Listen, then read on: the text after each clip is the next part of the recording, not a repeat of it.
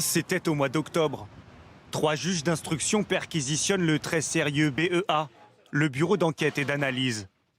Des magistrats qui cherchent à obtenir les boîtes noires du MS-804.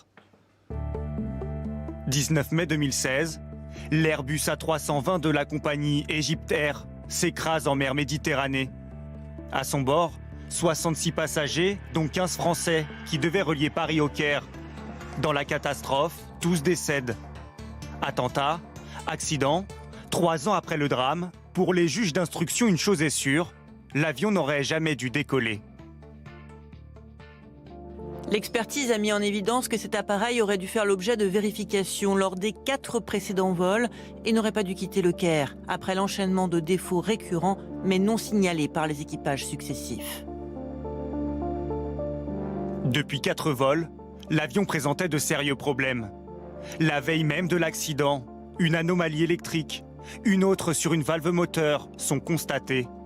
L'alarme signalant la présence de fumée dans les toilettes s'est également déclenchée.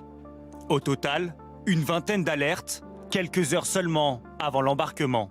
Certaines alertes ont été reportées par les pilotes, la plupart n'ont pas été reportées et celles qui ont fait l'objet d'un signalement ont été traitées de manière incomplète ou partielle et on doute sur le respect même des procédures Airbus pour réparer cet appareil. De grosses interrogations sur la maintenance de l'avion Egyptair, de quoi scandaliser les familles des victimes.